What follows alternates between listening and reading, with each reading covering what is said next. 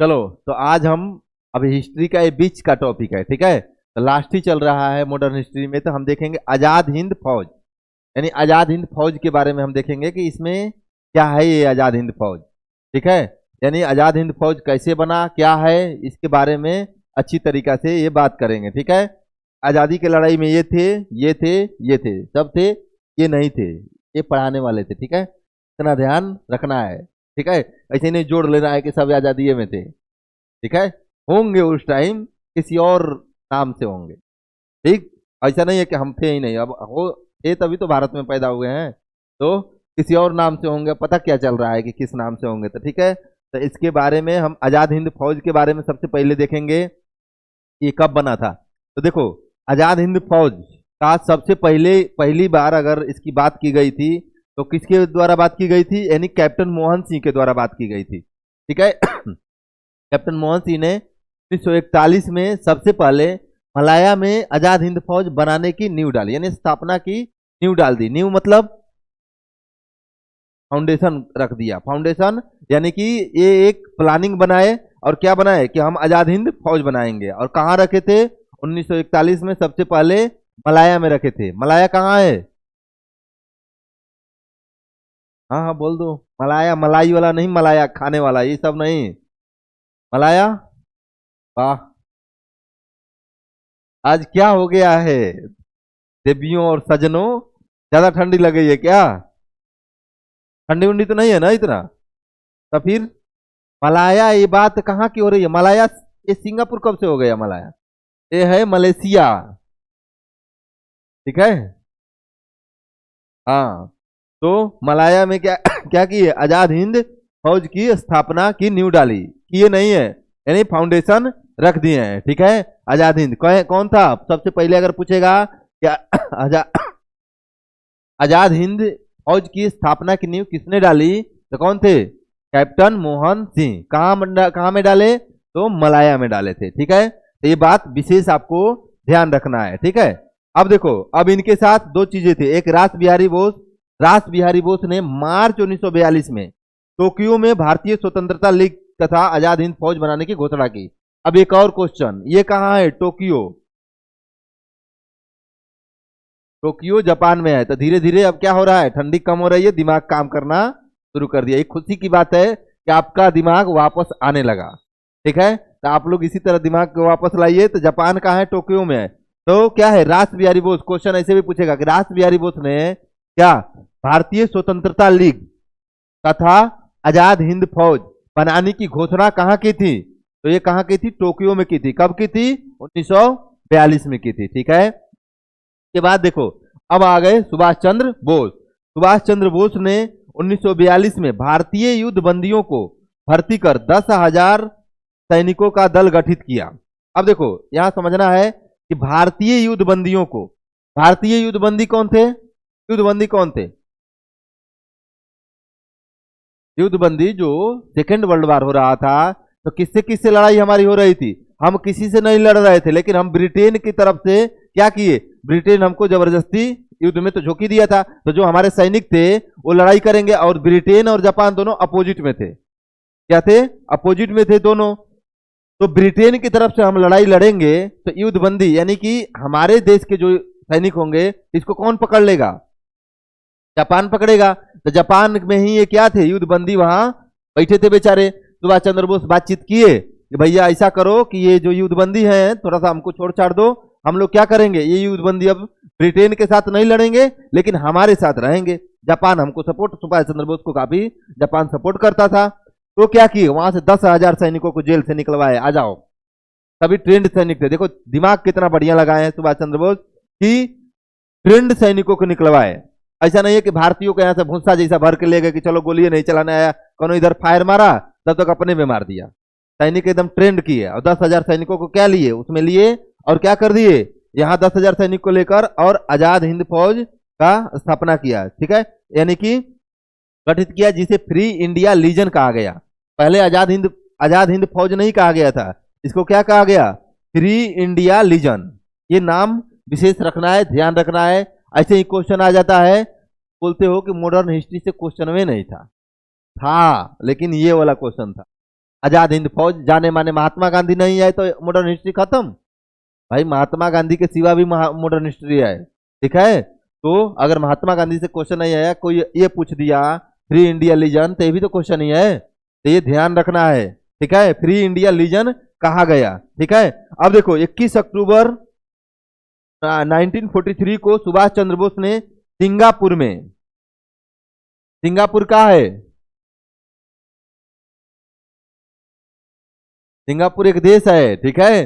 Singapore में आजाद हिंद फौज के सर्वोच्च सेनापति के रूप में स्वतंत्र भारत की अस्थायी सरकार का गठन किया। अब देखो यहाँ दो चीजें समझनी है, ठीक है। क्या समझनी है हमको?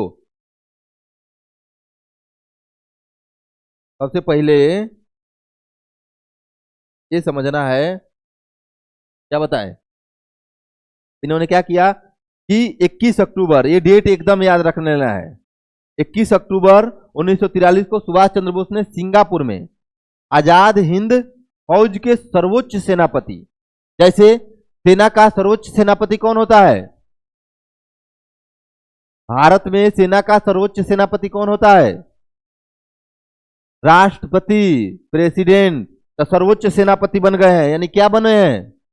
राष्ट्रपति जितना पावर रखे हैं। सरकार कैसा बना है? यानी कि भारत की, स्वतंत्र भारत की अस्थायी सरकार, ये ध्यान रख रहा है, अस्थायी सरकार का गठन किया था, ठीक है। तो क्वेश्चन इसमें 3 बने। पहला, आजाद हिंद फौज की स्थापना किसने की थी?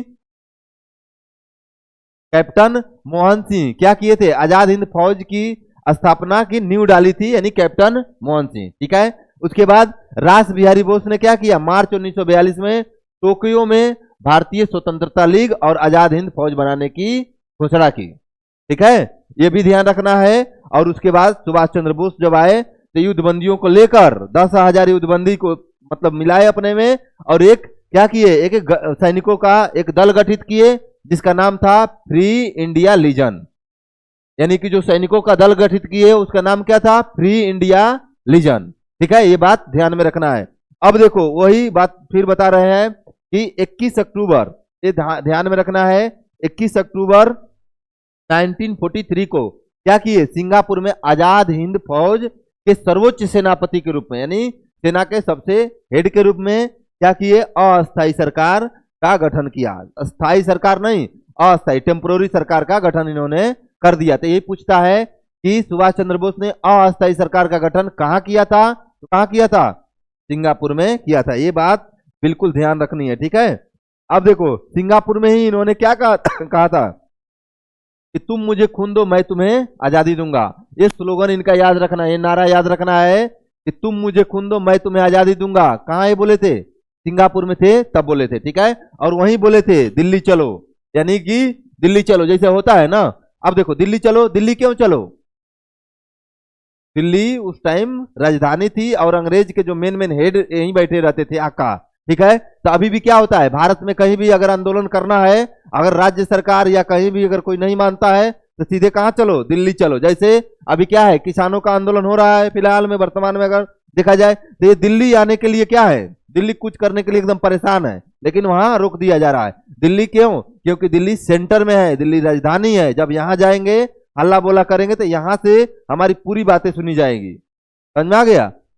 अगर मान लो कि जैसे घर में तुम बैठे हो, घर में बैठ के खाली मम्मी से लड़ाई कर रहे हो कि खाना दो खाना दो, खाना नहीं मिल रहा है, और यही जाके गली में चिल्लाओ खाना दो हमको, पूरा गांव जान जाएगा कि इसकी मम्मी खाना उना नहीं दे रही है, ठीक है। तो वहां 2-4 थप्पड़ और लगेगा, या हो सकता है कि गांव वाले कोई लाके खाना उना दे दे, ठीक है। तो कभी कभी घर में विद्रोह करना चाहिए, अगर घर वाले नहीं सुने पूरा पब्लिक कर दो, चिल्ला जाओ, ऐसा करना नहीं है ना तो और बच जाएगा, ठीक है। वो सब बोलेंगे कि पढ़ने जाते हो कि यही सब सीखने जाते हो, ठीक है। अब देखो तो यहाँ क्या होगा कि दिल्ली चलो, यानी कि दिल्ली चलो का नारा और तुम मुझे खून दो मैं तुम्हें आजादी दूंगा का नारा कहाँ दिया गया था? सिंगापुर में। कौन दिया था? सुभाष चंद्र बोस ने दिया था। ये बात यहाँ ध्यान में रखनी है, ठीक है। जुलाई 1944 में आजाद हिंद रेडियो के प्रसारण में बोस ने गांधी जी को राष्ट्रपिता कहकर संबोधित किया था। यानी कि राष्ट्रपिता की उपाधि अगर पूछेगा कि महात्मा गांधी को किसने दिया था, तो किसने दिया था?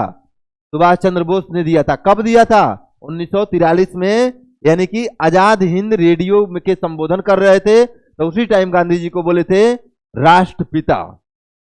समझ में आ गया? आया? ठीक है। लेकिन राष्ट्रपिता के बारे में, गांधी जी का अगर राष्ट्रपिता के बारे में हम बात करें तो देखो ये क्या है कि ऑफिशियल आधिकारिक तौर पे कहीं संविधान में नहीं लिखा गया है कि गांधी जी हमारे राष्ट्रपिता हैं।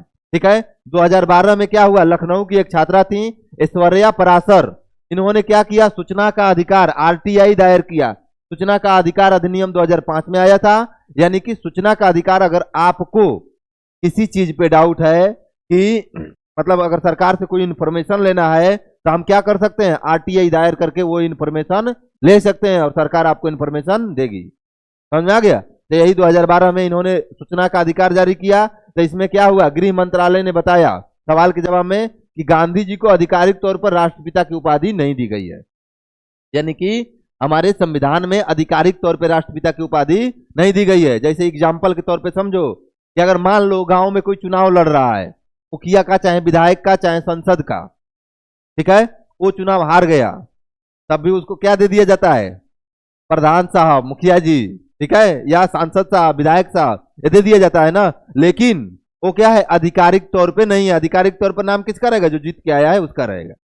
और अनाधिकारिक तौर पे यानी ऐसे बोलने के तौर पे कोई भी वो कहा गए क्योंकि चुनाव लड़े थे, तो आधिकारिक तौर पे इनका नाम नहीं है, यानी कि ऑफिशियल कहीं नहीं लिखा गया है संविधान में कि गांधी जी हमारे देश के राष्ट्रपिता हैं। ठीक है, ये बात ध्यान में रखनी है। ये हम नहीं बोल रहे हैं, आरटीआई दायर किया गया था, वहां बोला गया था, ये बात और ध्यान रखनी है। ठीक है, अभी नहीं कि हम बोल दिए हैं, हम कुछ नहीं बोले हैं। ठीक है, अब देखो मंत्रालय ने कहा कि संविधान की आर्टिकल 18(1) में, हमारे संविधान में उपाधियों का अंत दिया गया है आर्टिकल यानी अनुच्छेद 18 में। तो अनुच्छेद 18 के 1 में ही कहा गया है कि 1 के मुताबिक सरकार को शैक्षणिक और सैन्य उपाधियों के अलावा कोई उपाधि देने की इजाजत नहीं है।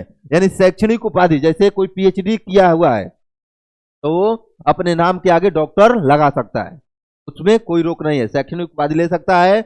और सेना में अगर कोई उपाधि जिसको मिल रहा है, किसी को जनरल मिल रहा है, कर्नल मिल रहा है, वो आदमी अपनी उपाधि लगा सकता है। ठीक है, तो 2 जगह उपाधियां लगा सकता है डायरेक्ट। आर्टिकल 18(1) में कहा गया है, कहा कि आपको उपाधि लेने का अधिकार तो है, लेकिन बस शैक्षणिक उपाधि और कौन उपाधि, सैन्य उपाधि, यही दोनों लेने का अधिकार है। ठीक है, बाकी और कोई उपाधि लेने की इजाजत नहीं दी गई है।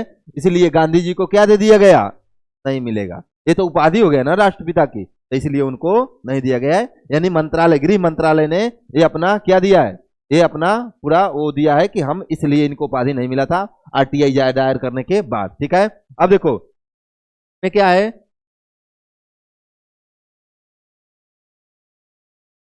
देखो दिख रहा है ना। अब देखो ब्रिटिश सरकार ने आजाद हिंद फौज के गिरफ्तार मेजर शाहनवाज खां और कर्नल प्रेम सहगल और गुरु दयाल सिंह पर नवंबर 1945 में दिल्ली के लाल किला में मुकदमा चलाया था। ठीक है, यानी कि अंग्रेजी सरकार क्या है, अंग्रेजी सरकार ने यानी सॉरी ब्रिटिश सरकार ने क्या किया था, ब्रिटिश या अंग्रेजी वही होगा, इतना ध्यान रखना है, अंग्रेज हैं और ब्रिटिश है तो वो बोल दिए तो उसमें वो नहीं करना है। ब्रिटिश सरकार ने आजाद हिंद फौज को, आजाद हिंद फौज के गिरफ्तार मेजर हैं किसके, आजाद हिंद फौज के, क्या नाम है, मेजर शाहनवाज खां, कर्नल प्रेम सहगल और गुरु दयाल सिंह को नवंबर 1945 में दिल्ली के लाल किला में मुकदमा चलाया गया। दिल्ली के लाल किला में मुकदमा चलाया गया क्योंकि अंग्रेज वहीं रहते थे, इनके हेड आका वहीं बैठते थे, तो इसलिए वहां दिल्ली के लाल किला में मुकदमा चलाया गया।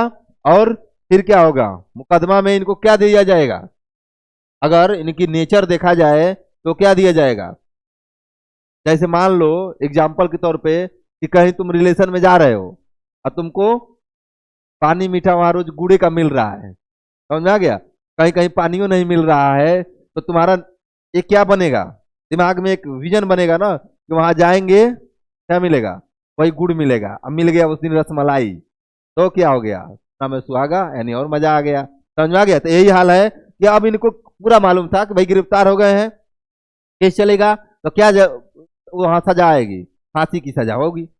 लेकिन फांसी की सजा आया, अब बस कौन आया माफी कर दिया तो मजे आ गया इनको, तो वही होगा आगे चल के। अब देखो क्या हुआ, ठीक है, तो इनके बचाव के पक्ष में वकील ये भी पूछ लेता है कि जो लाल किला पे मुकदमा चला था तो बचाव के पक्ष में कौन कौन वकील थे, ये क्वेश्चन पूछ लेता है।